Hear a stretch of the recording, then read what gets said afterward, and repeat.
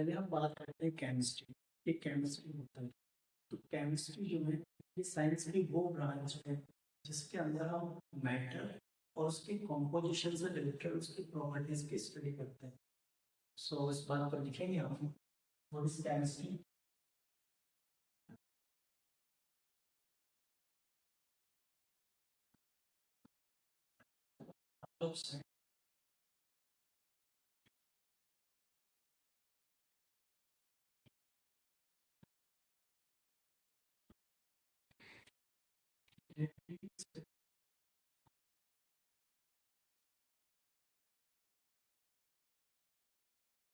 study of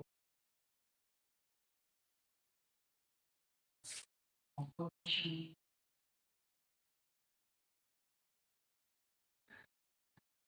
of matter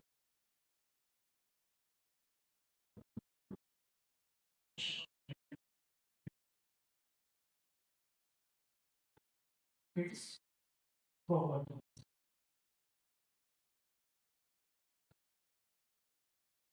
एक बात आपको ध्यान रखना है कि जो मैं पढ़ा रहा हूँ वो आपको साथ के साथ में नोट्स यहाँ पे चलना है, वीडियो पॉज करके आपको नोट्स बनाना है।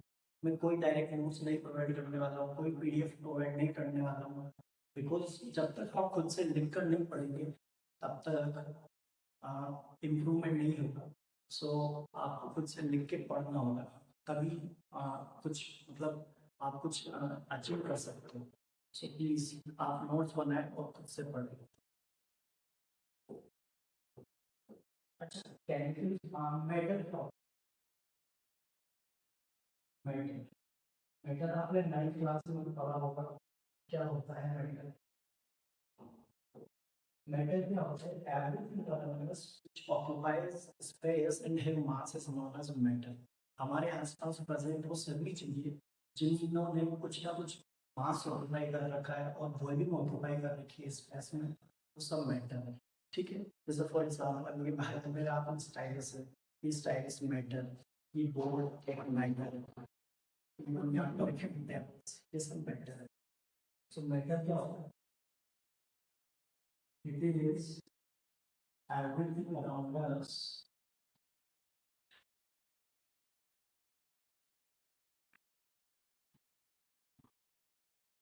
which occupies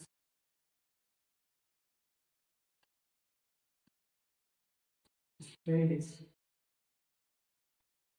and the mass and the mass is known as matter।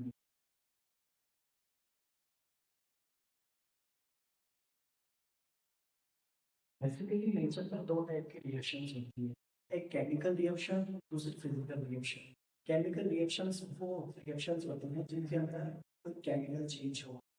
Like ऐसा कह सकते हैं जैसे कोई केमिकल रिएक्शन में आपको दो टाइप के चेंजेस नेचर में होते हैं। एक होता है केमिकल चेंज, दूसरा होता है physical change. Physical changes generally reversible होते हैं। मतलब अब जैसे मान लीजिए for example like melting of ice. आपने आइस लिया, अभी गर्मी का सीजन है, कहीं पर रख दिया, तो कुछ टाइम में क्या होगा, वो मेल्ट होना स्टार्ट हो गया और मेल्ट होकर वो लिक्विड में कन्वर्ट होगा। अगर आप उस वाटर वापस से आइस क्यूब के ट्रे में रखते हो और फ्रिज में रख देते हो, तो वापस से वो आइस में कन्वर्ट हो जाएगा। यानी कि एक ऐसा चेंज जिस जो कि रिवर्सिबल है, उसको कहा जाता है फिजिकल चेंज, और एक टेम्पोरेरी होता है। दूसरा होता है chemical change. Chemical change permanent होता है और एक ऐसा चेंज होता है जिसके अंदर इरिवर्सिबिलिटी होती है।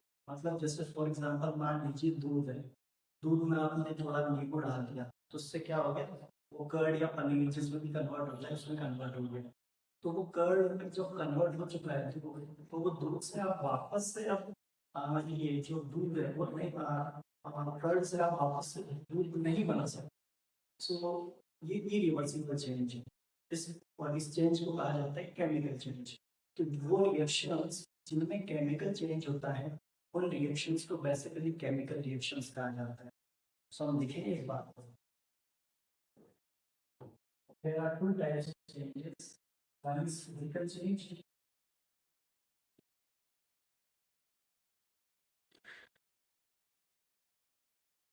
another one is chemical change.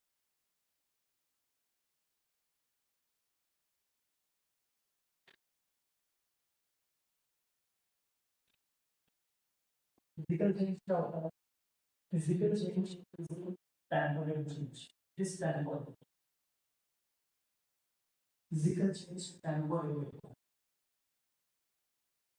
While chemical change जो है permanent होता है. This is permanent.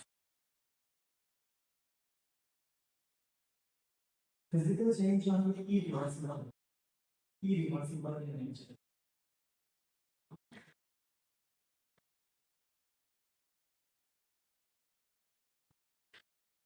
While chemical change माफ कीजिएगा थोड़ा गलत हो गया ये रिवर्सिबल होता है नीचे में और केमिकल चेंज यहाँ पे इरिवर्सिबल होता है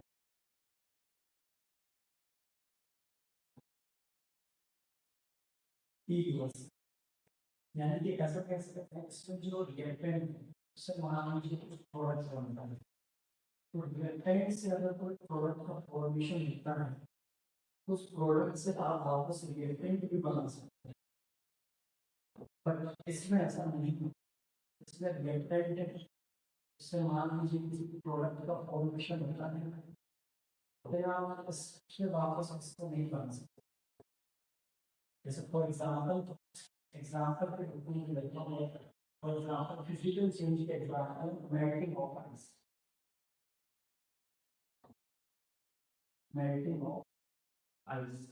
आइस का मेल्टिंग और जो केमिकल चेंज इसका एग्जाम्पल है for example conversion of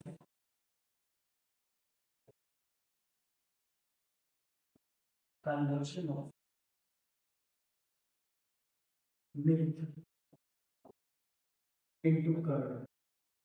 Milk का curd में कन्वर्शन ये एग्जाम्पल है केमिकल चेंज का तो केमिकल रिएक्शंस क्या होती है chemical reactions are the reactions in which chemical changes occur okay so this one what are chemical reactions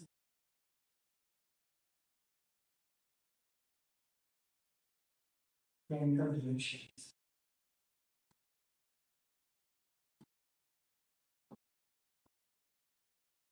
the reactions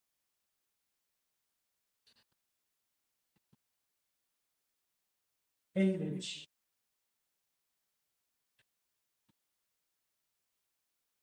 chemical changes are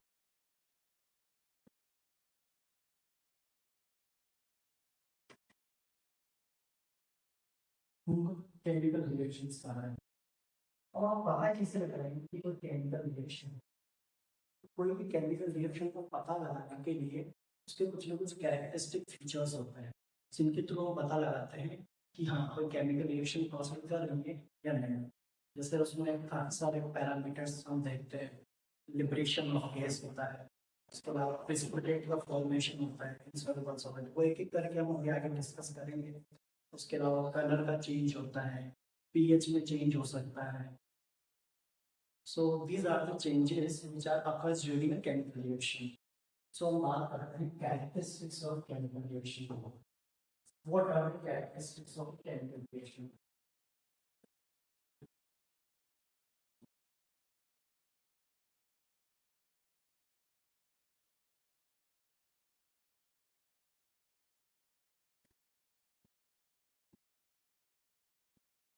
chemical reaction की characteristics में first point में दूंगा relation कि हमें कैसा पता लगेगा कि केमिकल रिएक्शन होती है तो मे बी पॉसिबल वो एक ऐसी रिएक्शन हो जिसमें गैस का लिबरेशन हो रहा है so first characteristic is liberation of gas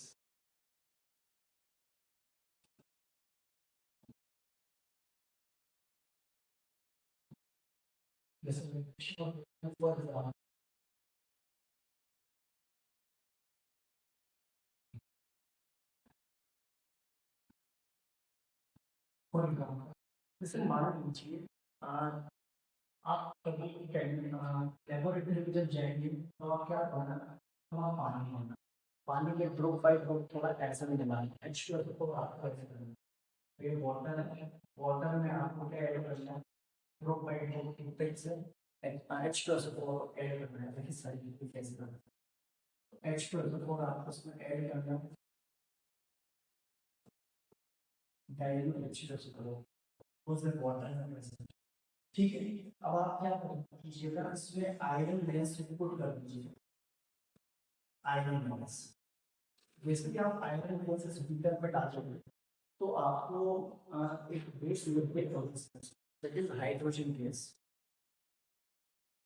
तो यहाँ पर डायरेक्शन क्या होगा, जो आप आयरन एफ आयरन को जिस H2SO4 सल्फ्यूरिक एसिड जिसमें आपने ऐड किया है, उसने इस हाइड्रोजन को वहां से रिप्लेस कर दिया और फॉर्म कर लिया आपका compound Fe2SO4 ferrous sulfate plus H2 hydrogen gas liquid powder. तो हम कह सकते हैं कि ये आयरन एटम से रिप्रेजेंट किया जाता है H2SO4 सल्फ्यूरिक एसिड।